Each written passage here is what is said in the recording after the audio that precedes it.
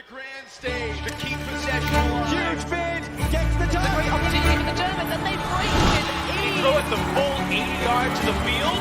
Are you kidding me? And an incredible catch. You are kidding me. Oh my God! One of the plays of the year.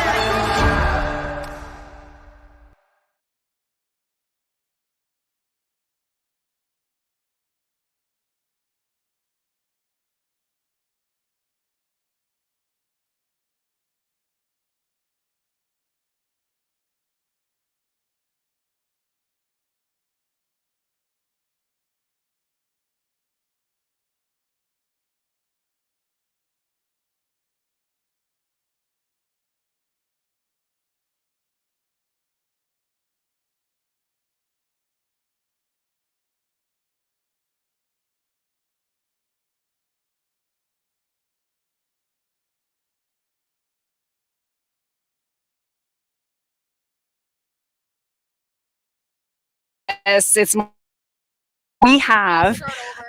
Sorry, I had it muted. Okay. I'm so sorry. Okay. Day number 3 of National Championship here in Ottawa in the beautiful UPI facilities. Of all the 24 teams, and only 4 remain, of which 2 have lost their previous game. These 2 teams have no intention of going back home without some gear around their necks. Who will that be? We'll know in the next 90 minutes. My name is Etienne Fournier, welcoming you to this bronze medal game in the women's junior division here in Ottawa. And I will not be alone. I will have the great privilege of sharing the mic with the Taylor Swift of commentating, Chantal Dussault. Chantal, can you present us the 2 teams which will be featured in this bronze medal game? My pleasure, Etienne. So on our left, we have the team from Manitoba, Winnipeg, Team Manitoba. Team Manitoba came in this tournament ranked 5th, and they are now fighting for a place for bronze. On the right-hand side of our screen, we have in the light shirts, Team Canadian from North Vancouver, and they came in ranked 11th. And so they are a bit of a surprise during this tournament, but only a surprise to us because all along they were aiming for a medal this year. Both of these teams have it in their objectives to go home with a medal. And only the winner of this game can make that happen. The loser, unfortunately, goes home with nothing, and that is heart-wrenching. So a lot on the line for this team, for both these teams during this game. As you were saying before, there are 24 women's team at these nationals, and there's 24 open teams. And we not only have nationals here in Canada, but some of the teams had members that came back from Worlds. So we had sent, as Canada, we had sent teams off to Birmingham, England from July 21st to July 27th, 2024. And the Canadian teams came back with a silver medal for mixed, a bronze medal for open, and a 4th place for women. So Canada, not only having really high caliber, locally, and we see it here on the field, but it is confirmed by the high ranking of our Canadian teams across the world. Super excited to share this game with you. Both team intention is to leave it all on the field. Ready to sacrifice what's left of their energy, give their body to the game and to the team. Let's see who will head home with a bronze medal. Will that be Manitoba or the team from North Vancouver? Canyon wearing the white jerseys on your right-hand side, while Team Manitoba wearing the black jerseys on your left-hand side. We can feel the excitement in the air, Etienne. The nerves are palpable. And there's just a little bit of wind. The wind is coming from the right-hand side of the screen to the left-hand side of your screen. And we hear the buzzer. Here we go. This game is intended to last 85 minutes unless one of these 2 teams reaches the 15-point mark. Manitoba kicking things off on offense. 1-to-1 defense played by Canyon. Nice little pass, but there was a foul call by number 43, Jennifer Erms. Looking forward to Erms. She will touch a lot of this in this game. Going open side. Finding her teammate, Emerling. Moving upward the line, but it's intercepted by Canyon. Countering. Outer bridge with the disc going around her mark. Looking for a long shot. Oh, almost caught by number 3, Gigi. She laid out to secure that disc edgel, but just was a little short. Manitoba O-line with some redemption opportunity. Going long. It's floating and it's being caught by number 5. In the red zone, Boyda. Winnipeg moving forward. Flicking it in the end zone. And observers confirming the first point of Tova Friesen, providing it to her teammate. Team Manitoba taking a 1-point, very short lead to kick things off. So what was nice about that point, it's and both teams had their opportunities to score. And we saw earlier on that was the zone that was being applied and a little bit of fumbling happening with the hands. I think this can all be put on the back of nerves. So the excitement is maybe just a little bit too high early on in this game. This being said, it was Toba, and we say Toba instead of Team Manitoba because Manitoba finishes with Toba. So often the team calls themselves Toba, so it's the same thing. So Toba really looking for those long up the line throws and completing that pass to number 2. They're very reliable Amber Friesen.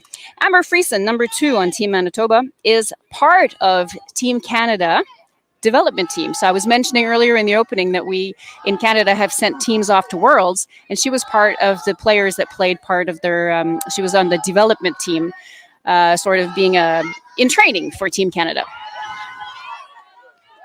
Canyon O-line on the field with the pool landing out of bounds. So will be put back into play at the brick mark. Number 23, Sinclair will put the disc back into play. Zone-ish defense played by Manitoba. Moving upward, Bell with the disc. 3 players defending her. Going along the sideline. McJanet with the disc. Not much room to reset, but finds Sinclair with a quick dish. Moving along the sideline still. Eklund with the disc going long, but caught by Knowles. Knowles on the edge of the goal line. Canyon hunting down their first point of the game. But there was a call while Sinclair was catching the disc. It's a stall count down, so that means she was tapping her head, and in ultimate mime signs, that is the recognized sign for saying that 10 seconds had elapsed. So players only have 10 seconds to pass the disc on to one of their teammates, and it's the responsibility of the person marking them to count that time. And the person counting said, listen, you've had your time, stall, and there was no contest, so it goes back to the other team. Turnover and break opportunity for Team Manitoba near their own goal line. Resetting to Klassen. Klassen going long. It's floating, and it's being almost caught by number 93, Ella Mutt. There was a ton of pressure on defense. She could not get a hold on it. But Canyon responding back, looking to hold that offense possession. Knowles to Bell. Some bumping, but no arms done. Number 12, Jenkins with the disc still trapped along the sideline, looking for a quick dish, which she successfully do. Bell.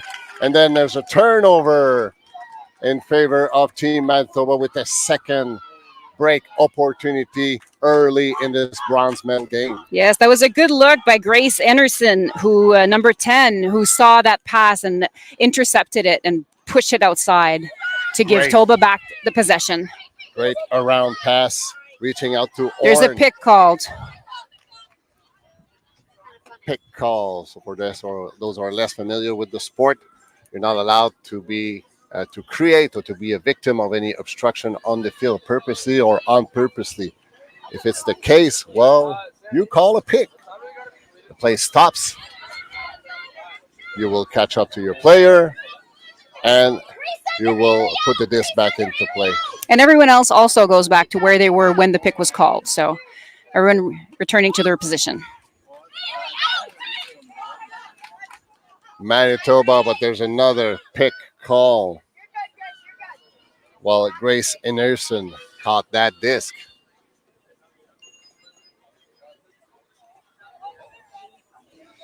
And the signs with the biceps up in the air is the universal sign for pick. And the player So the goes defender, back. number 2, was a victim, Nolas, victim of that pick. Will catch up, but it seems like the disc will remain into Enerson hands. No, it will go back to throwers. Number 27, Kate Horn, will put it back into play. Just waiting for everybody to be at the right spot where they were at when the pick call was announced. Disc is live. Nice swing pass. Nice disc movement. Clyson piping it long. And it's caught by number 26, Violette Lamoureux, for Team Manitoba. First break point of the game. Toba leading 2-0 to kick things off.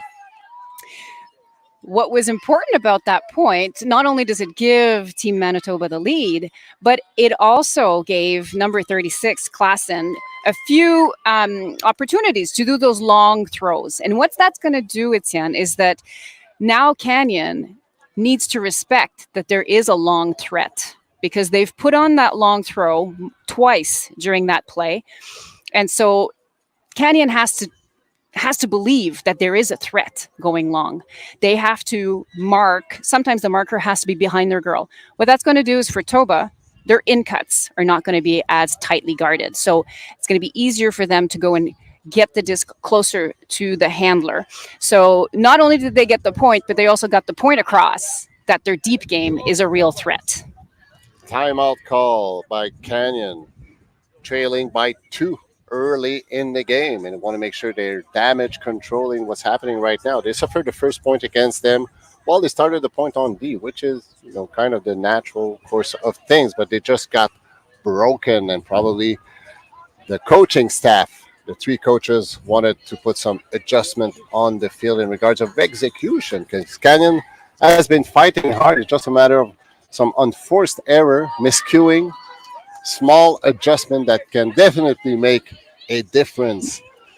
And a shout out bronze medal. To the Canyon coaches, Simon McNair, Katie Wong, Louisa Tu, who have been coaching for a while now, this team, and would love to see them get a medal and just get some bronze around their necks. So they know what to do. They know how to interrupt this momentum that Team Manitoba has been building, and they call a timeout.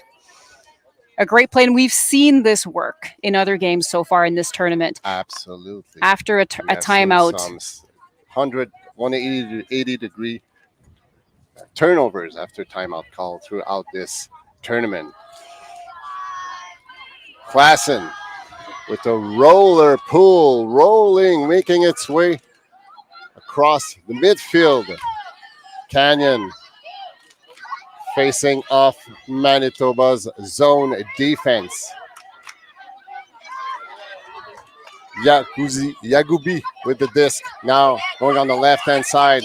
Nice little pass, give and go to push the zone defense. Now Toba has transitioned to a 1-to-1 defense. Flicking it on the open side. It seems a little too far.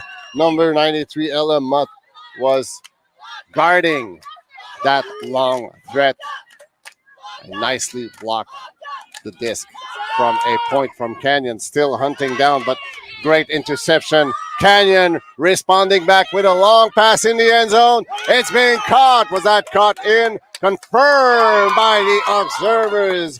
Canyon scratching their first point on the scoreboard, trailing by 1 point. Manitoba still ahead 2-1. So we saw a lot of beautiful play on that point from Canyon. So the last long throw by Avery Outerbridge, who does not hesitate, interrupts that throw. First of all, she did the D, right? She jumped up in the air, spotted that throw long, and she said, no, I got this. She picked it up, saw a fantastic opportunity with her backhand, put it long, it floated. There's a wind, and that wind should not be underestimated. There's a wind, that disc floated and was caught. I could not see here because of our angle. I could not see the number of the receiver. I'm not sure if you caught it, Etienne. I'm not sure. Okay, so we congratulate you, receiver. But what I also really liked about that point was there was some give-go action from Canyon on this line. They couldn't complete it. They couldn't really convert it to a point, but we saw some momentum that we had not seen up until now in this game. So Sarah O'Reilly, number 22, very involved in that give-go. I think we're going to be seeing a little bit more of that. So Canyon coming out of the gates and is now on the board. Great give and go, as you very well highlighted. Chantal would just put the Manitoba's zone on their heel and creating some spacing and some windows of opportunity to put the disc in the end zone. Yes, we Great just work heard from by our fantastic. Canyon. Sorry to interrupt you, Titian. We just heard from our fantastic team that the catch was made by number 22 on Canyon. So that is Sarah O'Reilly. I was just speaking about her. Now it's Canyon's turn to play some zone defense against Manitoba. Hammer to reset it in order to reach out to Cruz midfield, but going back on the right-hand side, miscued. Unfortunately, there was some bumping, but no arms done. Fortunately, Canyon with a break opportunity, kind of an isolation formation on the right-hand side. Great grab in the air by number 44, Iran Nasnish. On the sideline, McJanet with the disc. Just smooth little flick upward to find Bell. Bell, great pivot work. Looking for an answer going on the reset. McJanet now. Vertical stack in the end zone. Great footwork, putting the disc in the zone, but little too much gas on that last pass. Bell was the intended receiver, but just a little too far. But we need to put it ahead because the pressure is there from the defense, and they don't want the defense to grab it. Zone defense, Manitoba deep in their own goal line. Floaty disc reaching out to Emmerling. Zone defense, which have caused a lot of trouble so far for Manitoba, but they're hanging there. Cruz resetting it. Thrifty little hammer, floaty disc. Caught by number 5. What, did she cut it? No, unfortunately, she dropped it. Boyda was the receiver, but when she fell, she dropped the disc. Unfortunately, turnover for Canyon. Still isolation. Trying to roll from the right-hand side towards the middle. It's 28. Daphne Bell, her again. Now, Kish Karan with the disc, resetting it. Feeding McJanet. The two handlers going back and forth. Try to create some windows. Looking for some cutters action. Here it goes. Disc is in the air, in the end zone, and it's being caught. I think it's number 1, Kish Kateran, who just scored, providing Canyon their second point, responding to Team Manitoba break point. Now we are tied not only on the scoreboard, but in numbers of breaks. So this is exactly what we were talking about. After Canyon took that timeout, they regrouped, came out with new energy, maybe even a newfound calmness to them, and were able to execute on things that were quite complicated. We saw some high catches, some longer throws, some very intense defense on that. And so Canyon, the momentum has shifted, and we can feel like the energy is now with the light team. Canyon from North Vancouver. Chantal, we expected to witness a fight. And that's what we've witnessed so far. Those two teams really have great ambition to bring back home some bronze medals. And they only have 85 minutes to do it in total, Etienne. It might seem long, but it goes fast. Manitoba receiving Canyons pool. Manitoba with the dark jerseys, Canyons with the white jerseys. Pool will then inbound about a yard away from the sideline. So Canyon setting their zone quickly, forcing Manitoba to go backward. Cruz now with the disc to Clayson. Clayson to Erms. Hammer midfield. It's floating, but it finds Tannehill quickly. Clayson going long with a sweet backhand. But just a little too angle for the intended receiver, just falling about a few centimeters short of catching that disc. Number 2, Friesen was the intended target on that Classon's pass. There's a bit of a call from the handler. I believe it was something like fast call or fast count.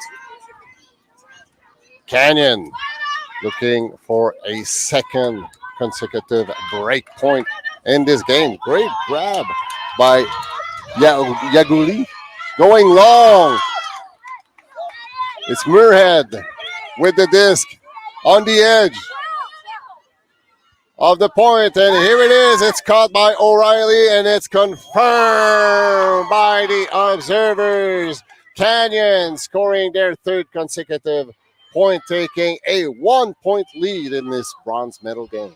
An important point because they are confirming their momentum and confirming that they are in this game. It started out like Manitoba was going to dominate this game, but no, after that timeout, Canyon has come out strong. What about that long throw, Etienne, by number 4, Tessa Yakubi? She put it long. It was caught by her teammate, Jeanette Muirhead. And then in the end zone, who was open? Sarah O'Reilly, number 22, who is an everything hybrid player. She's everywhere. She's a handler. She's there in the end zone. She can do D. So that was a great point from Canyon. We can see the momentum. So what's happening now? Timeout call, Manitoba. There you go. Great call from the coaching staff. Wanted to limit the damage when you suffered 3 points after leading by 2. That's what you want to do. You call a timeout. You say, hey, take a big breath in, big breath out. Let's hang a smile on our face. We're fighting for a bronze medal here. That's it. We don't want to stress the team out. No. Because stress is not productive. But, let's get in the game. Let's have fun. Let's work hard. Be a little patient on your Yeah. execution, because we have seen unforced error, some decision on the throws that maybe the decision was good, but the execution was not as accurate as expected. Not as accurate. So just you've played this game hundreds of times before. Every throw counts. Every catch counts. There's nothing different than what you've been doing for hundreds of games. Just keep doing exactly what you've been doing with the intensity and the confidence that you have. And Chantal, I just love in the last Canyon's point, the way they just crossed the field like 70 yards in like 10 seconds or so, like 3-4 passes, like attacking the long. And in order to throw long, you need some targets long. So they're just like, Canyon has come back with a new energy. Even just getting the disc after that D in the end zone, their player ran all the way to the end zone line. They came back hungry for that point. Manitoba against Canyons. Zone defense, Clayson climbing up in the air to save that disc. Nice reading by Clayson, putting that smooth little flick in the air to reach out to Friesen. Clayson once again faking it long, putting some love on the throws, and it's being caught by number 19, Emmerling, flicking it to her teammate number 5, Boyda. Manitoba tying the game to 3s with this offensive hold. That's exactly what a timeout does. It changes the momentum, and we now see that the game is tied. So a brand new game, Etienne. Well, it's everything that was done needs to be redone again. So we saw again Sylvie Glassen, number 36, having a pivotal role in the handling of the Manitoba team. So she was about midfield and she decided to put one long. I think it floated a little bit more than she thought that it would, but it ended up being caught. And so that worked out for Manitoba, and ended up being a good decision because they were able to convert that into a score. And I just wanted to mention about Sylvie Glassen. Did you know that she is the youngest player on the Manitoba team? She is just plain amazing. And here she is again with the disc in her hand. So she will be pulling. As it is in ultimate, when you score, you get the disc on your side and you need to pull it to the other team who starts on offense. And so every team has a turn having the disc in their hands to score the point. Let's see if Canyon can keep possession and score this one. It seems like a zone setting played by Manitoba against Canyon. Nice little give and go. Again, Outer Bridge with the disc going, resetting. It was cut up. Nolan saving the day, putting it quickly in the end zone. And it's confirmed by the observers. Quickly, Canyon taking back their 1 point lead, 4-3 for the white jerseys. So how quick was that, Chantal? That was so quick. We barely had time to see anything, Etienne. This was an efficient point, and it proves that now maybe the two teams will go 1-1-1-1. Maybe it won't be these long, strings of points by one team and then a string of points by the other team. This was the first time that we see sort of Canyon, Toba, Canyon. So let's see if it continues and Toba does the next point, perhaps. And you see there's the little wind going from your right-hand side towards the left-hand side, and Klassen just pulling the disc, and it just landed about the midfield. Mm-hmm. So that can become quite a challenge to pull one from the left-hand side of the field. So if you set a zone and the disc is already midfield, if you expect to transition to one-to-one defense when you reach out the red zone, you don't have much time to set your zone. You have to be steady and solid. And that's what Canyon was able to take advantage of in the last instance. Let's see if they put their zone on now. Nice it's looking by Canyon. It's looking a little zone-ish. Yes, kind of a poachy diamond zone defense played by Canyon. How will the Manitoba handlers find windows or holes in that zone defense? A great hustling by Burns, saving the day for Manitoba, going midfield. Now it's number 3, Cruz with the disc, looking for a reset, which she indeed find. Quickly, Manitoba reaches the midfield point, going long, finding or just falling into the Diamonds' threat. Just you think your player is alone, but no, there's somebody standing by. Yeah, number 23, Maggie Sinclair with the great read and D there. Sinclair with the disc. Great hustling defense by Boyda, denying that in cut. Toba in the red zone. Ernst will put the disc back into play. Fakes a flick, holding it back. Kneeling to find Cruz, catching it with her left hand on the sideline in the coffin corner, but finds her teammate. That number 3, no, it's not number 3, but nonetheless, Manitoba tying the game at 4 for this bronze medal game. That point was well deserved. Toba worked hard on that point. First notable activity that happened there right before the point was Boyda, who did that run through D. She anticipated that. She baited the thrower and ran through it. After Boyda got that D, there was an amazing catch by one of her teammates, number 3 on Toba. So that was Madeline Cruz, one-handed catch to save the possession. And then for that final throw right into the end zone, which was, I believe, partially hand blocked or partially D'd by Canyon, but still caught. So really great focus by Toba. They are fighting to win this game. We are tied at 4. Manitoba having scored the first 2 points of the game. Canyon responding back with 3 consecutive points. And ever since that, we've been exchanging a point on each side. And I didn't catch. Manitoba Klassen with the pull, landing midfield, but rolling and rolling in Canyon's half. Outer bridge on the right hand side. It's Yakubi. Yakubi against Manitoba zone defense, finds a hole right in the middle with a great pass for reset to Chang. Oh. But no, being denied, dropped. So Manitoba Klassen with the disc. Smooth little flick up the line, going long, floating, but just a little short. Nice reading from Horn, but her throws was just a little short, causing this nice high release pass. Left-hander. Canyon moving upward. Eklund. Nice fleet, nice reading by number 22, Outer Bridge, finding her teammate along the right-hand side.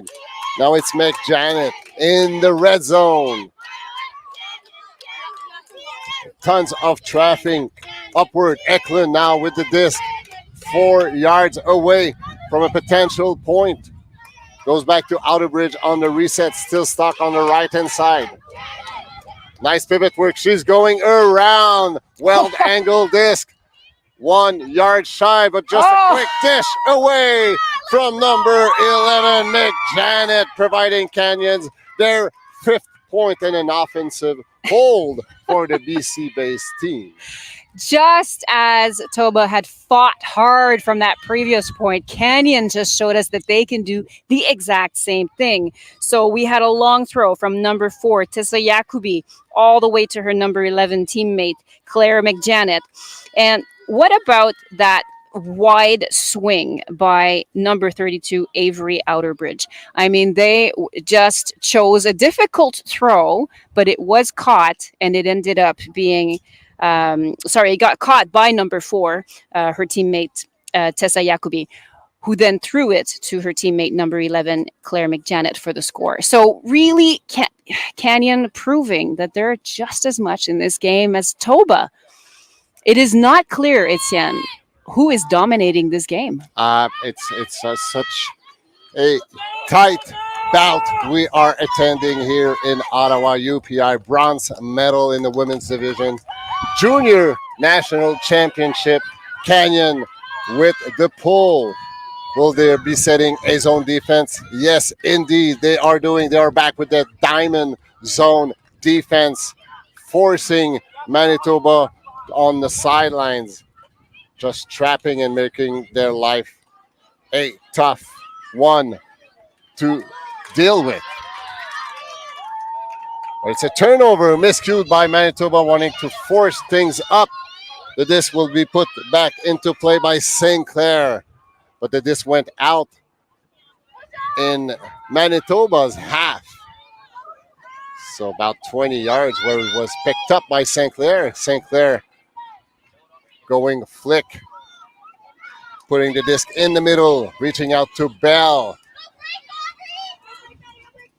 Nice pass on the open sides. Nice cut by Edgel. Disc is floating. 2 players laying out to save it, but no, it falls on the ground. Manitoba with another opportunity to hold this offensive disc. They are in their own goal line with still Canyon blocking this reset pass, but there was some bumping, and I think there's a call. Good thing is, seems there was no arm done. No, and a good visibility by the Incidental observer contact. that's right next to them for them to discuss it calmly. The wind, Etienne, is going from the right-hand side to the left-hand side of the screen and is coming into bursts. And so sometimes that will lift the throws. Yes, I was expecting that. So a dangerous play, which is called a TMF. Yeah. a card to say to the player, you know, you had visibility on this play, and if you had not continued running, you could have avoided something Right. that might cause injury. So just be more careful next time. And as a player, you cannot accumulate those, or you'll be kicked out of games. You have to be aware of your contact of your body and the other bodies also on the field in order to avoid any potential contact. Manitoba miscuing Canyon midfield. Bell with the disc, finding her buddy Sinclair, flicking it on the open side. O'Reilly with the disc, one-to-one defense by Toba.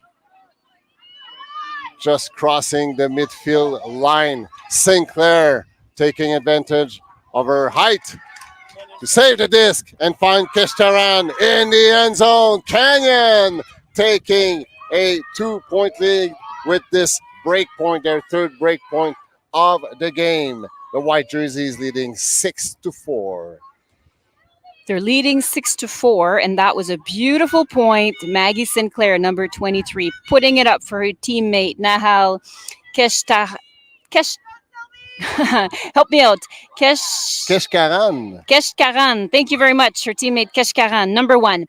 And they both teams again fought for this point, and the wind did not make it easy. And that was a bit of an upwind point for Canyon. And so for them to take this point, while it is an upwind point, perhaps gives them a slight advantage at this point on this game. Maybe the first slight advantage that we've seen. And Chantal, we saw the diamond zone defense played by Canyon, and it's something that it's not being widely played in the ultimate community, especially not at the junior level. So Canyon, that's something that's probably Manitoba has never dealt with.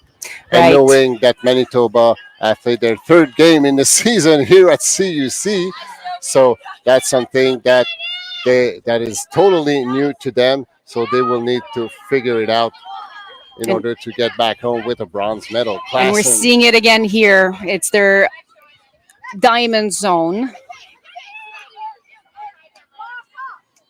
Nice disc movement by the dark jerseys.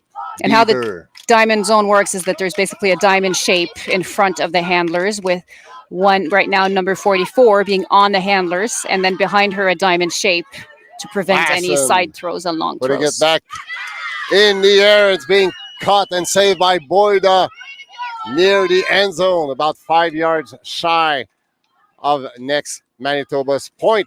Nice around by Manitoba. Klassen once again faking back end around her mark, but holding it back, waiting for a good option. She kneels down, looking to break the mark, but it was well defended by Canyon. Keshkaran, I believe, did that defense. And that's the kind of throw, that the defender was probably a bit too close to make that throw. And there's always 3 responsibilities as a thrower. As a handler, you need to make sure that you can make that throw. There's a stall count, so they're saying that there's the time has elapsed. They only have 10 seconds to throw. I was going to say, as a thrower, you have a responsibility to make sure that you can make that throw, that your receiver is available. But third, that there's no defense in the area. And I think in that last case where Klassen threw the disc to her teammate, the defense was too close. So, but these are split-second decisions, and the more you make them, the better you become at making these decisions in the future. You're absolutely right. And I say Keskaran who did the defense. My apologies. It's Iran Manesh who did it, number 44. So there's some discussion About the on stall the count. corner about the call. You see the orange jerseys teams, which act not really referees, but helping resolve when there's this So discussion of just too good long. defense by Manitoba, because it goes back to them because the time had elapsed. Klassen once again going reset, but she pass and run. Great fake again by number 36. Going around the mark, put the disc back into play, but still a few yards shy of the end zone. Klassen once again will go on the right-hand side this time, and it's her teammate number 19, Emerling, doing the legwork. Klassen attacking it, going up in the air, but she was bumped while she was in the air. That's what she's calling a foul, if I'm not mistaken. It sounds like what that was. So Klassen and her teammates really taking a lot of responsibility here to move the disc and to make some plays happen. And we saw Innerson, number 10, really calling for the disc, yelling for the disc, give it here, give it here. So the intensity is very high on this field. And they want to score now because, of course, Canyon has scored the last 2 points. And so if Canyon scores this one, that's going to be a 3-point momentum. It starts to be a bit more significant. But if Toba scores this one, they're going to sort of stop the bleeding, as we say. And to your point, we're already in the 35th minutes of the game. We know there will be a halftime break. Either one of these two teams reaches out the 8-point mark, or once we're into the 45th minute of the game, we'll take a halftime. So Canyon will come back in the second half on offense. So if they are leading at half, well, they might have an opportunity to even get an extra 1-point lead coming back in the second half. Of course, they have to convert, but that's what we're looking how it could forward. Be. So it's back to Toba because there was a contest, and it goes back to thrower. Emmerling will put the disc back into play.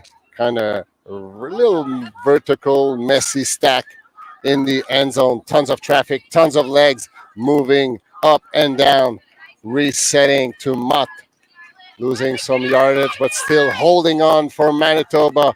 Going reset to guess who? Klassen once again. Going flick, smooth pass. Oh, almost caught by number 11, Bieber, but she was tightly guarded, but she's calling a foul. Here also the observers were just nearby. Hard to tell from our point of view if there was contact. Bieber seems to have a great position in order to secure the disc. He went with one hand, if I'm not mistaken. So it will be a contested foul. So once again, Klassen with the disc in her hand. Great handling from Klassen and Hemmerling, as you were mentioning. Number 19, I believe that's the one who was yelling, here, here, here before. So a lot of intensity on this field, and they want to score this point to stop the bleeding.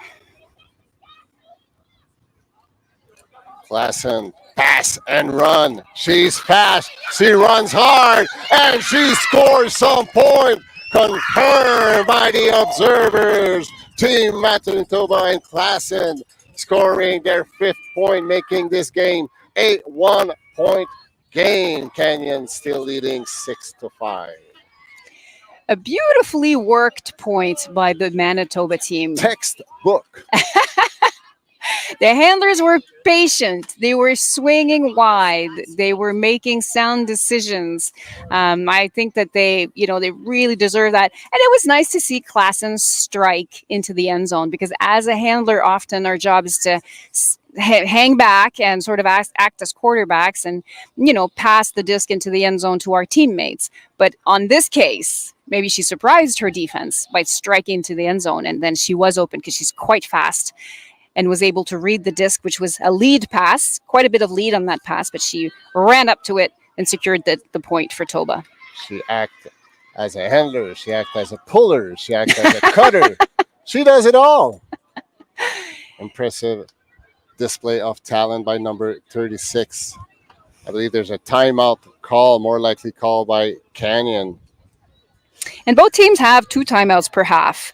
And we didn't mention the weather. It's quite hot. It's probably 35 degrees out on the field. Luckily, there's a little wind that provides a little bit of relief, but everyone is looking for shade today. Let's just put it that way. So it's not a bad idea to take a timeout, even just to get some water, regroup, cool down just a little bit, cool our heads down.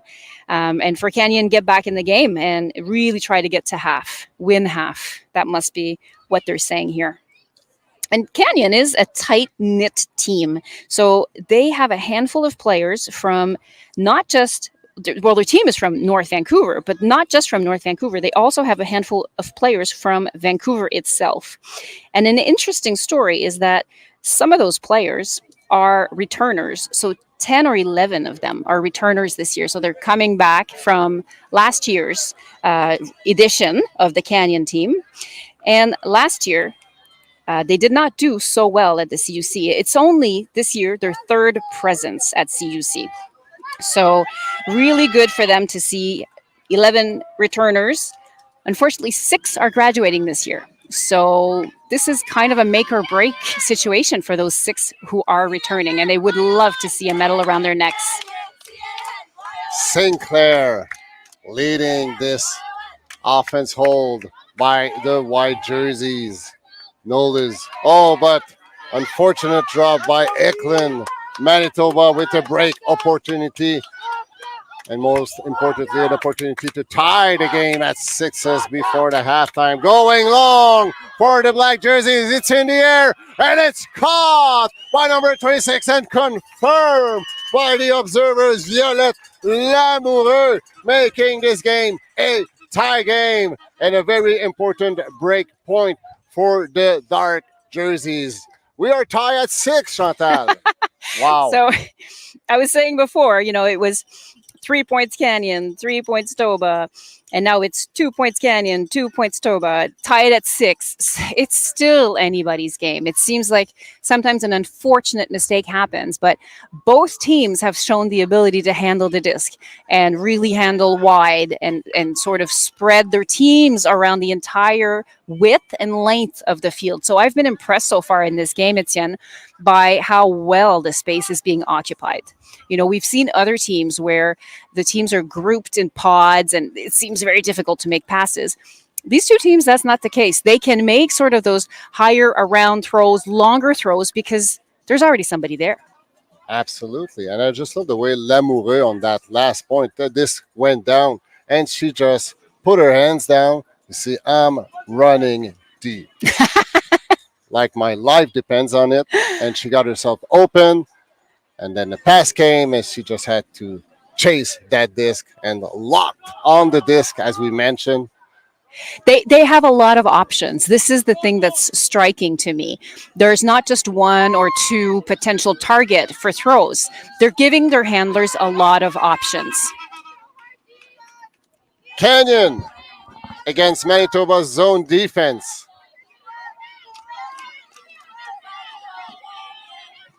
Resetting it in the middle. Manitoba's zone defense running hard in order to contain, which has been effective so far. They have lost probably 10 yards so far where they were at a couple of seconds ago. Nice reset, finding Edgel on the right-hand side. Edgel going right, upward to McJanet. McJanet, a floaty, dangerous flick. Well chased by number 19, but here's the window for Canyon, finding the holes, moving upward. Nice little backhand right on the goal line. Number 22, O'Reilly with the disc, looking for an answer. Tons of traffic in front of her, but there was a call. Good movement by Canyon on that play. Excellent field awareness, excellent grabs, athleticism. O'Reilly quickly resolved as a call, looking for an answer, looking for an open option, putting it in the hole in order to reach out to, I think it's Outerbridge, who chased that disc down. Wow, what a pass from, is it Edgel? I didn't catch the number of the person who made the pass, but what a pass. That was there was a hole pass, yes. deep in the end zone and just put there and trusting her teammate to chase down that disc. And Canyon taking back a 1-point lead, 7-6 in this bronze medal game. And we are entering the 45th minute of the game. So we'll more likely hear the horns anytime soon. Yes, we will. I'm impressed with the quality of that throw, Etienne. The thrower put a floating leading pass to Avery Outerbridge, and they ran it down. But I think the thrower knew that they could run it down. They knew the strength of Avery Outerbridge because I have seen Avery Outerbridge handle up to now, and the power of the power of their run and the stability of the throws. I think this is a key player on the team. And so the thrower knew that they could put a lead pass, and it was caught. And I don't think they have a choice, Etienne. I don't think they have a choice but to do lead passes because the defense is present. And if you do a pass of where an unfortunate drop as a small little dish pass was handed off on Team Manitoba. Earns, unfortunately, dropping that disc. Canyon threatening with a break opportunity. Disc is in the air, but it's being caught. There was some bumping. A foul was called, but from our perspective, it looked like it was a clean catch. But hey, we don't have the best perspective, of course. We do not. And observers heading over to discuss this situation. As in these situations happen, they are regular occurrences in Ultimate Frisbee. For anyone who's not familiar with Ultimate Frisbee, it's not a big deal. These calls, they happen, and it's a self-officiated sport. We're used to them. They're part of our culture. We discuss. We try to work it out. Often, if we don't agree, it goes back to the thrower. Game continues. No one gets upset. It's not a big deal to do calls. Sometimes, when we start playing Ultimate Frisbee, some people think, I don't want to, I don't want to upset anyone. Right. By I'm not going to call anything. I'm not going to call it, not to upset someone. But that's just the rules. That's the way this game is designed. No big deal. You call it, you discuss it. You don't agree, it goes back to thrower. They agree it was a foul. You get to keep it. That's it. That's all. Not a big deal. And I guess if you are starting to play Ultimate and you're shy of calling like fouls or travel or things like that, well, worst case scenario, you call it. And you think, well, I was wrong. Well, take back your call. That's it. That's it. You can say, yes. Because you cannot hesitate. You cannot, 10 seconds after, I was fouled 10 seconds. You cannot do that. You have to call it right away. So worst case, you just call it. And if you think, well, maybe I should have not called, well, just take it back and everybody will move on. That's it. You can actually, as you say, take back your call. That's something that we see. That's allowed. Oh, and they don't agree. So it goes back to thrower. Yakubi with the disc. Approximately at the break mark. So Canyon trying to get to half. With a potential break point, which would be very good because they will start in the second half on offense so that they can potentially take a 3-point lead. Of course, they have to convert this opportunity first. That's what's important. Yakubi looking for St. Clair, dishing it to number 23, acting as a key handler for this BC-based team. Now it's O'Reilly looking for some answer, feeding St. Clair deep in the end zone. It's being caught, and observers confirming Canyon's point. It's a break point. Canyon will take the first half 8-6 with this break point, and will kick things off in the second half with an offensive hold. Let's look forward to see if they can confirm.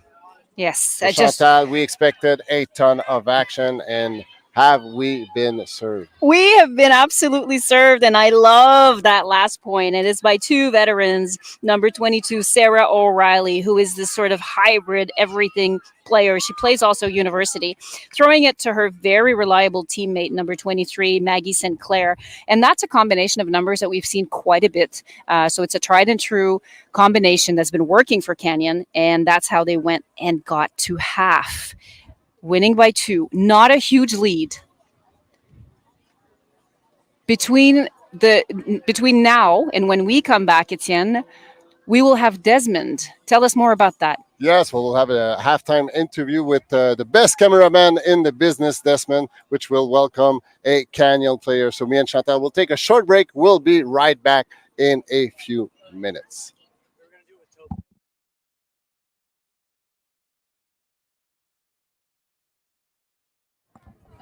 It's okay. We'll just say it.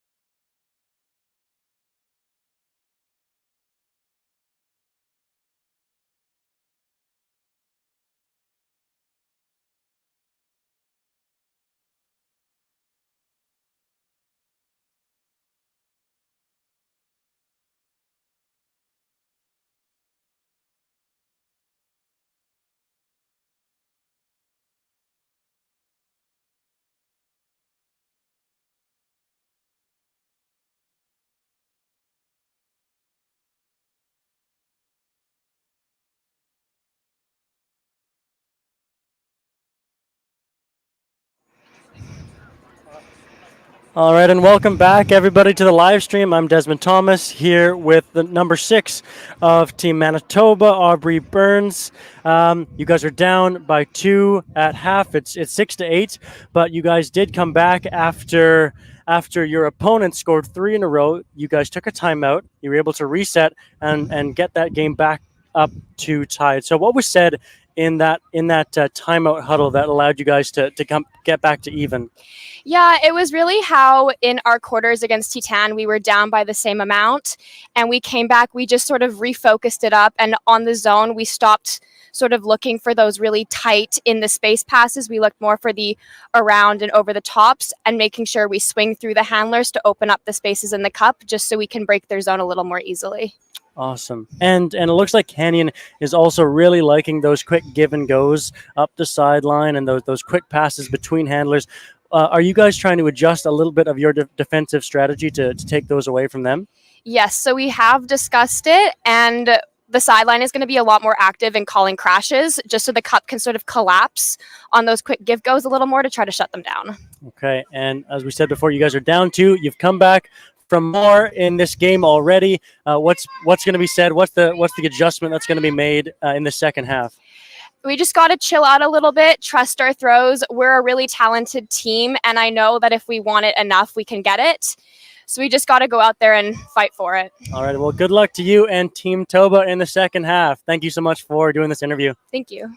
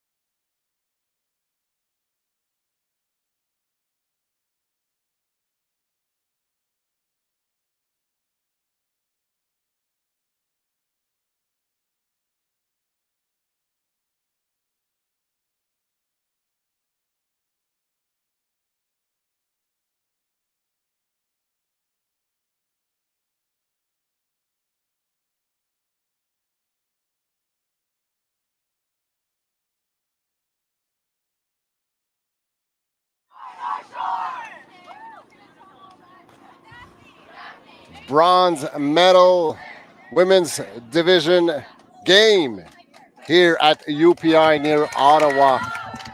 These two teams have been playing for over the last 2 days in order to get to this point. Who will bring back some bronze gear home? Will that be the Manitoba squad or the North Vancouver squad? Canyon. For now, Canyon is leading 8-6 after scoring a break point in order to take the first half. The second half, Canyon will kick things off on offense, so potentially taking a 3-point lead. But if Manitoba can score a break point, we'll have once again a 1-point game, Chantal. We will, and we've seen quite a few universe points at the end of these finals and these quarterfinals. I mean, which means really that the pools are well designed, which means that the quality of the ultimate is high and that the right teams are meeting each other. Because if it ends in universe, it's either that the teams have adjusted their levels of play, which unfortunately happens, but it means that both teams have the right to be there and had a good bid on that spot. Manitoba on your right-hand side wearing the dark jerseys. Canyon with the white jerseys, leading by 2. Zone defense played by Manitoba, moving things quickly. Now O'Reilly with the disc stuck along the sideline. Just a quick short dish to McJanet. McJanet going backward to Outerbridge. What a game is she having, number 32 from Canyon. Number 12, Jenkins, now to Outerbridge on the right-hand side, finding McJanet. It's now Knowles who's resetting it to McJanet. McJanet, it's getting late. Disc is in the air. It's floating. It's being caught with one hand by number 28, Daphne Bell. No call. Point is confirmed. Canyon scoring not only the 9-point, but securing a 3-point lead for the first time in the game. So that was a huge point for Canyon. They, as you said, just created that largest point differential with Toba. And importantly, they did not create any turnovers on that. So no, unfortunate drops, no overthrown throws, just crisp precision. Everyone had a role in it as well, because I saw them, resetting it in the middle of the field, swinging it to the other side. And so a lot of careful play and just well played out. They kept possession and they scored the first coming out of the half. And I love the way that on the last one, they really used all the space deep in the end zone, that just putting the disc over the defender in order for number 28, Daphne Bell, to hunt that disc up and land with the point. And it's surprising because that was an upwind point. And so it seems like the wind may not be that much of a concern for Team Canyon. Well, these players are so talented. Manitoba. Zone defense by Canyon. Erms with the disc. Flicking it right in the middle, but intercepted by McJanet. Canyon with a break opportunity about 30 yards from the end zone. 1-to-1 defense by Manitoba, going around her mark. Keshkaren with the disc, going back to McJanet, right in the middle of the field. Iran Manesh with the disc, but it was a pick call, I believe. She's looking around smiling, saying, who do I give it to? What's the situation going on? Sometimes when you do a cut and you're oddly by yourself, well, either your defender was poaching or either he was victim of a pick. So yes, things happen. Goes back to thrower, all in good humor. McJanet putting the disc back into play.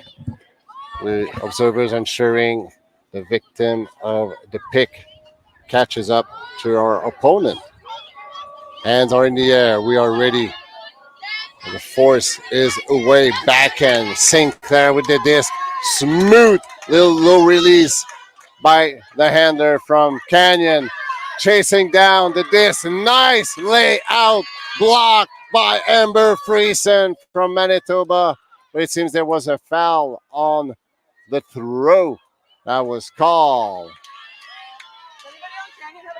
McJanet calling the foul against her mark. Is it Kara Minish? Yes, number 28, who might have caused the fall. So the observers helping to resolve the situation. Yeah, so number 11 from Canyon saying that her arm was hit. And clearly saw that in her miming. And it seems that she will resume with the disc. If your arm gets hit by your defender, that's not allowed, so you get to rethrow. Still, the disc is in the air. Sinclair, almost caught that dish. She bobbles with it, but there was a ton of pressure on defense also. So turnover for Manitoba with the zone defense, quickly putting the disc back in the air. Well read by Ern, going long, going strong, finding Friesen on their own in the end zone. Manitoba quickly responding with their 7th point. They were trailing by 3. Now they're trailing by 2. Wow. Yeah. What a flow by the dark jerseys from Winnipeg. And some amazing catching happening there, sort of as they're, running backwards and trying to read the disc that's coming at them over their heads. Amber Friesen, number 2 from the dark team Manitoba, just catching that and then handing it off to her teammate, Ella Boyda, who's super fast. She's a primary cutter for Team Manitoba. And so number 5, Ella Boyda, just catches that. And that was a good choice also to wait for her to get free on the break side and to put it up very peacefully on the break side. They had no hesitation. Their first pass, they said, no, we're not going to get stuck into that zone defense. We're going to put it behind the zone, which they did very, very wisely. And of course, that broke the Canyon streak because Canyon had scored 3 points in a row. So now that point was important for Toba to switch up the momentum and to get them back in the game. Only 2 points apart, second half of this bronze medal game. We have entered the hour in this game, which is intended to be 85 minutes, unless one of these two teams reaches the 15-point mark. Canyon against Manitoba's zone defense. Nice pass and run by Canyon. It's Bell just dishing it to Jenkins. Jenkins in the middle, going left with Edgel. Edgel quickly backends it to, I think it was Knowles, but just out of reach, going upwind. Manitoba with a break opportunity and potentially making this game a 1-point game. But in order to do this, they have to cross the 70 yards in front of them. 1-to-1 defense by Canyon. Nice little footwork by number 10, Anderson. Moving upward. Manitoba looking long, but holding it back. Nice little up the line. Cut by Klassen. Klassen flicks it to her teammate Bieber near the end zone in the coffin corner for the dark jerseys. There's a ton of traffic in front of Bieber, but she just dishes it to number 10, Anderson, and it's confirmed. Great point for Team Manitoba, making this bronze medal game a 1-point game. Bieber making the decision to send it in to Anderson, but there was so much traffic and Canyon had a hand on it.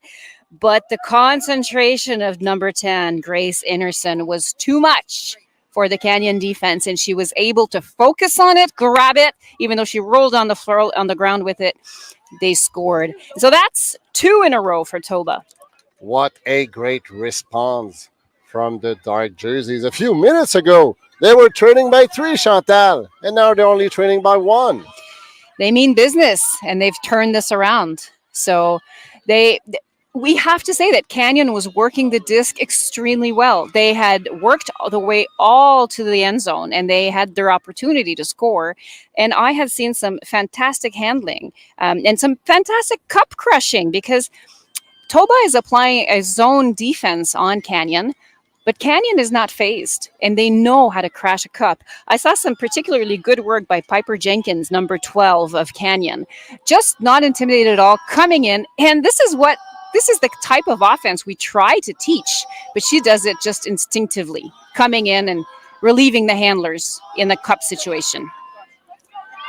Manitoba setting their zone defense against Canyon. St. Clair going right hand side. Hammered. Finding St. Clair. What a crisp and clean hammer it was done by number 28, Daphne Bell. Sinclair, her again, looking for some answers, flicking it on the right-hand side once again, moving upward, entering the red zone, the last 20 yards before the end zone. The white jerseys flicking it. It's in the air. It's floating. And it's caught inbound. Number 7, Yakubi, providing Canyon their 10th point, entering the double digit on the scoreboard. The first team to reach out the 10-point mark. And taking back a 2-point lead. Wow. This was clearly an athletic point. So the cuts were being made 100%. And there was just good handling, good cutting, good open field. And as you said, Etienne, now that Canyon has entered that double digit, this is sort of a psychological, mental threshold. And we've talked about this before. Entering the 10, the first team that scores the 10th point. When you look at the clock, also, there's less than 20 minutes remaining, so about 17-ish minutes on the clock. And this is where soft cap. Yes. At 1:45, so 8 minutes to go before soft cap. So when the soft cap horns is being heard, well, you finish your point, you take the highest score, and whoever reaches that highest score +1 wins the game.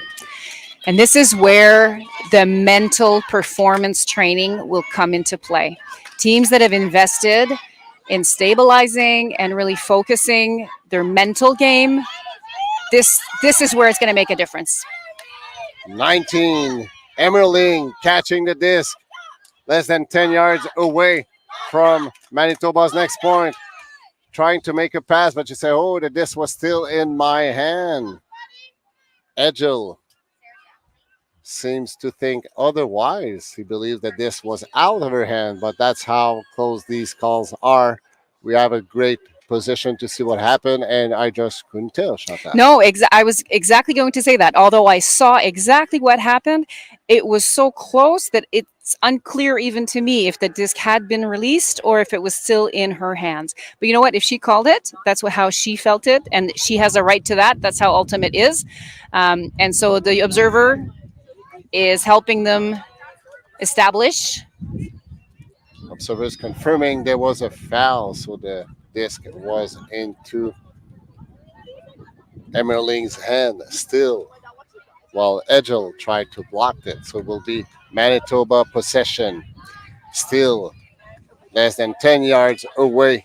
Still in a good and end zone. Quick dish. I was going to say an important D by Edgel, because now that's in their head. That's in the Manitoba handlers' heads. It was a vertical stack, and Erms was a little ambition with that hammer throw. There was a clean cut, but she ran out of precision on that hammer throw, which is quite a challenge. Yakubi at her own goal line, with number 30 giving her a great option upward. Edgel once again acting as a solid handler. Now, speaking of which, Outer Bridge, another solid handler, but a little too much gas on that swing pass, providing Manitoba with another opportunity of securing this offensive hold. The wind is blowing not just from the right to the left of the screen, but also from the top of the screen a little bit towards us. Manitoba recentering the disc. Nice, precise flick, finding Emerling. Manitoba's moving upward, trapped along the sideline. Flick in the space. Emerling finds it, and observers confirm Manitoba's 9th point. Once again, we have a bronze medal game with only 1 point difference. Emerling, who caught that right up again above her head, and those can be hard to read, Etienne. So when the disc is coming above your head, it's almost as if that's the worst place to read it because you're not seeing it come. It's not coming from your left, not coming from your right. You're not looking at it come towards you. You're just sort of under it. But she read that, both hands, secured the disc, got it in. And as you say, an important point for Toba, who now is solidly back in this game. They did not allow Canyon to take this game and run it away from them. They said, no, we're going to claw our way back into this and potentially tie this upcoming point. Who knows? We have witnessed 3 games ending on universe point yesterday out of 4 games. Usually when you witness 1 game throughout a week, throughout a tournament, that's huge. We had 3 yesterday. Are we going to witness a 4th one today? Well, that's what we'll see. And a whole bunch of the team members from Team Manitoba are actually from the same high school team, Etienne. So they played together at Kelvin High School, and they were teammates. And when they're put on the same line, their camaraderie shows and gives them an advantage. Drop by Chung. Manitoba Klassen with the disc. Running inside, but resets it to Mutt. Klassen and Mutt exchanging the disc. Mutt looking upward, holding it back. Klassen attacking the line. Going long. Mutt looking for an answer. Time is running out. She's putting it near the end zone, and it's blocked by St. Clair. Using her height to block the disc. Zone defense by the Manitoba squad. Canyon moving upward near their own brick mark. Manitoba zone settling, forcing a give and go by Canyon. Nice flick, finding Nolis, midfield. Nolis putting the disc, and it's being caught, but it was just on the line. Number 7, Eklund with the disc. Just a quick dish, but miscued. A little too quick on that release. Manitoba saving it. The Dark Jerseys D-line hunting down for the point that can tie the game. Klassen running it.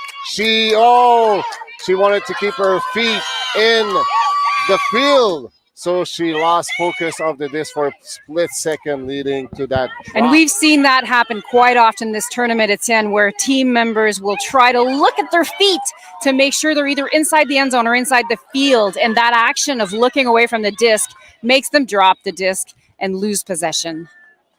Bell with the disc.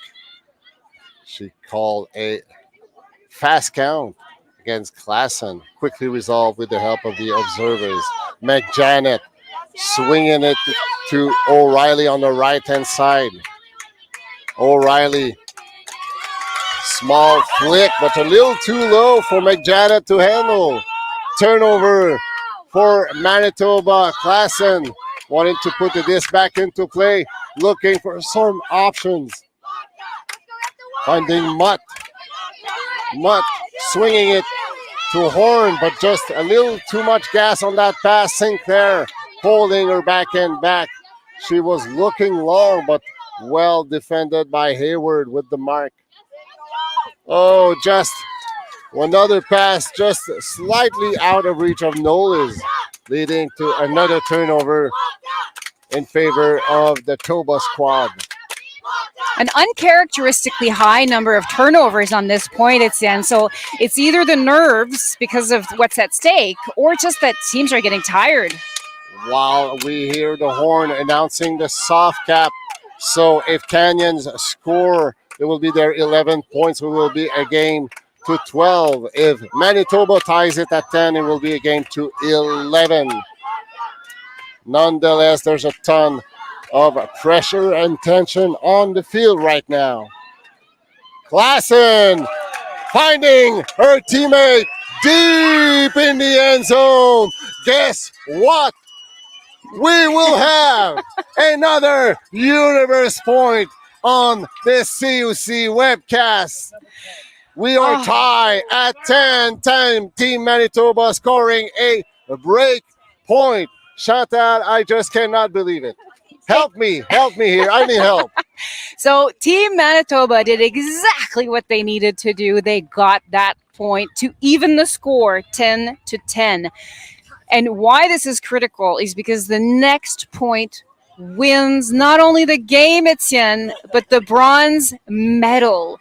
And so can you imagine the pressure on the team that's going to be put on that line, the team members, the weight on their shoulders, every throw, every catch could potentially either win the gold medal for them or lose the gold medal.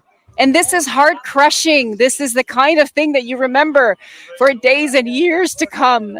And so a timeout here called, and I'm sure that coaches are looking at who they're going to put on their lineups for the last point of the game. Etienne, what kind of qualities do the coaches need to look for this last point? I wouldn't want to be in their position. No. You want players, just hang yourself a smile, have fun, do what you've been doing all game long, and whatever happens. At this point, it's all about execution, being tight, whatever's left in your leg, leave it on the field, and whatever happens. And maybe they're looking at the statistics for this game. Maybe they're looking to see who's been performing during this game. Because as we know, players, sometimes we have on days, off days, good games, bad games. Maybe they're looking at the statistics and saying, listen, these two players have had a lot of fantastic catches, a lot of fantastic throws. The teams are on fire. So for sure, these two teams are now building themselves an amazing memory of this CUC 2024 Women's Bronze Medal game. Whoever wins will be happy. Whoever loses, we'll have for sure. We'll be sad, but what a game have they played. Nobody wants to lose, but if you have to lose, it's got to be on the universe. Canyon with the slight advantage of starting this point on offense. And the wind has picked up significantly. We're seeing umbrellas flying over. But it's blocked. Number 27, Kate Horn, blocking this back.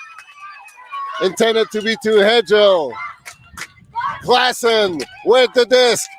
Going on the open side. Great cut in by Friesen.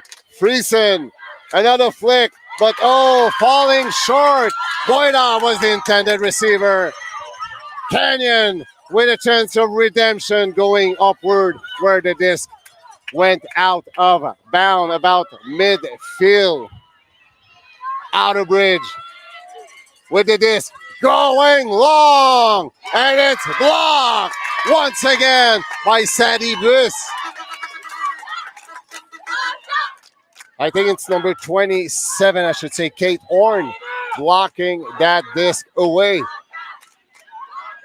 Klassen with a floaty disc finds number 93. New disc is in the air, and it's caught by number 19 on the edge of the goal line, and a bronze medal for the dark jerseys. Emmering looking for an answer. Nice reset on the left-hand side. Horn finding Klassen. Klassen flicks it, attacking the inside, but it's hand block. Clean hand block by O'Reilly. An important hand block, which gives the possession back to Canyon, because that was almost a score for Team Manitoba. And that would have been gold medal for Team Manitoba. So what an amazing defense. Canyon at their own goal line, putting it off the line. Outerbridge saving it after a nice reading. Outerbridge going back and going around the mark, finding number 7, Eklund. Eklund resetting it to Outerbridge. This is, of course, for the bronze medal, not the gold medal, but I just misspoke. But still, a medal. So again, only one of these two teams gets a medal. McJanet with the disc, looking for some help.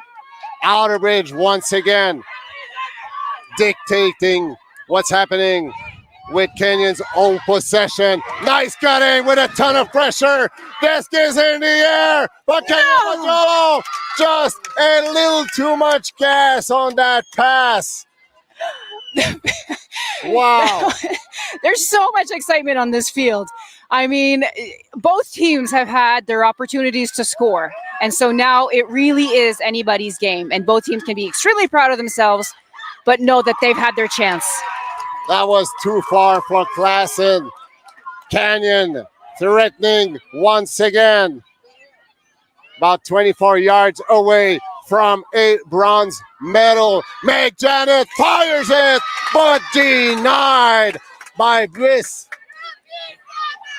I think it's Horn. I think it's number 2, Amber Friesen on Team Manitoba, who intercepted that.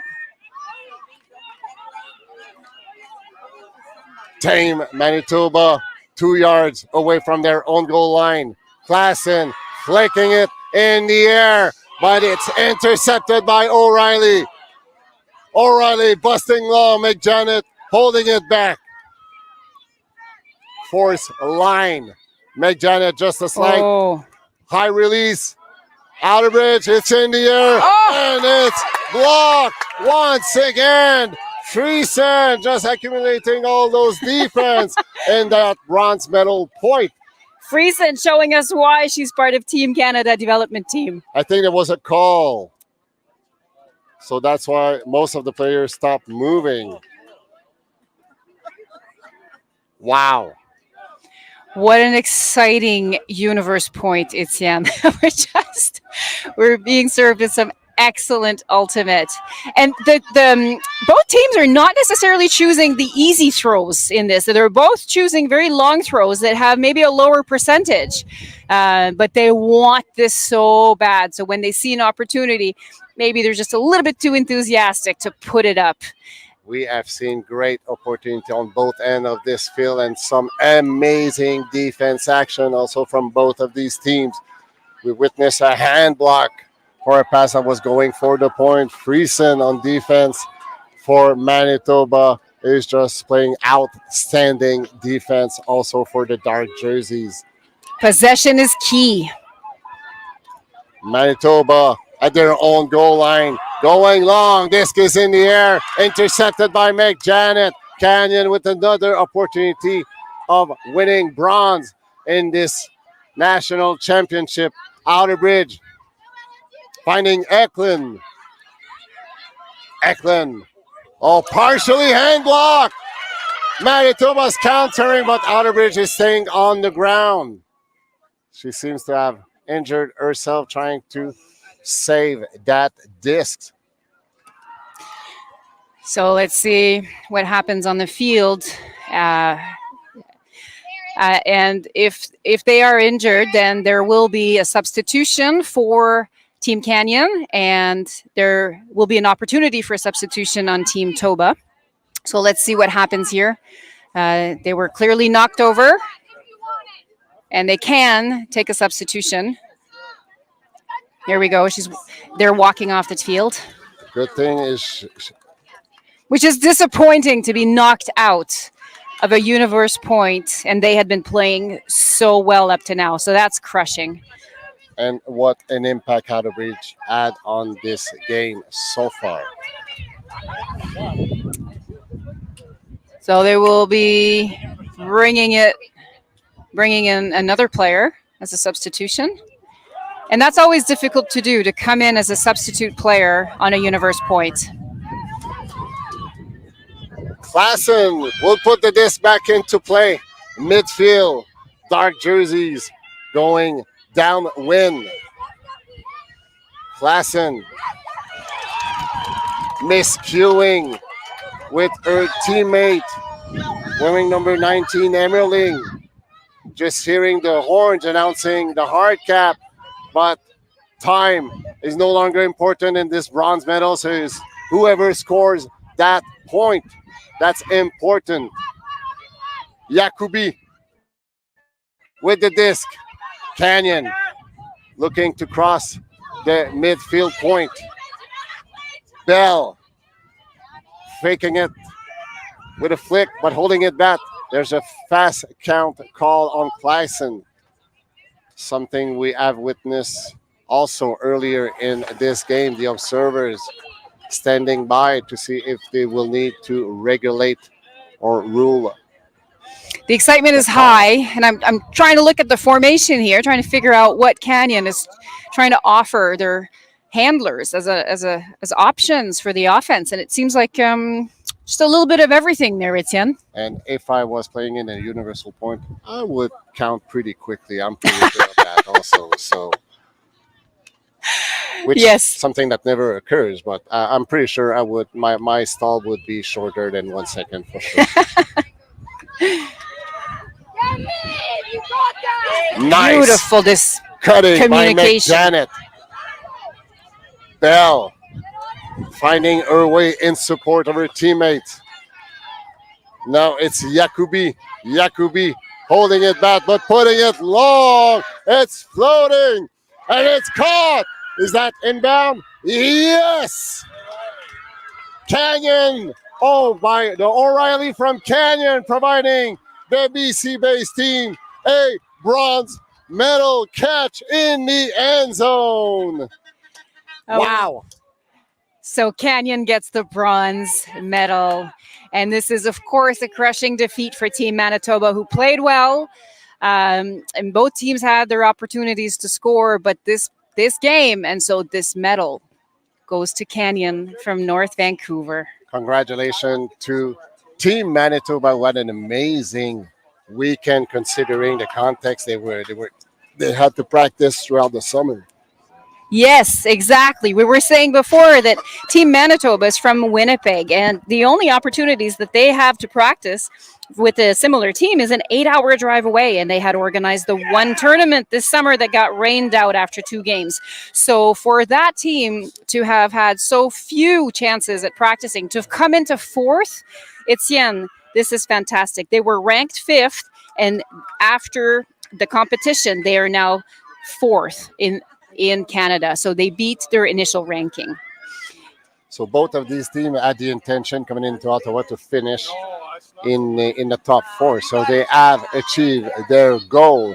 Only one of them will come back home with a medal around their neck, and it's Canyon based out of North Vancouver. So congratulations to both of these teams.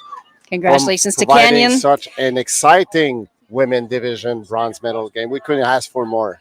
Canyon was ranked 11th coming into these competitions, and they came in 3rd. So that's quite the upset. So good job on the Canyon team and the coaching staff for this beautiful display of athleticism and skill. So that will conclude our live webcast as far as this bronze medal game goes. Also want to mention a huge kudos to all the gazillions volunteers making this event a successful one. Also a big kudos to all the Ultimate Canada staff putting this event together, organizing all the things. And thanks to you, Chantal and Clay, for all the partnership into commentating all of these games. That was an honor. So my name is Etienne. I was with Chantal. Thanks to you all for attending this bronze medal game. Looking forward for more action on the Ultimate Canada community. In the meantime, go outdoor and throw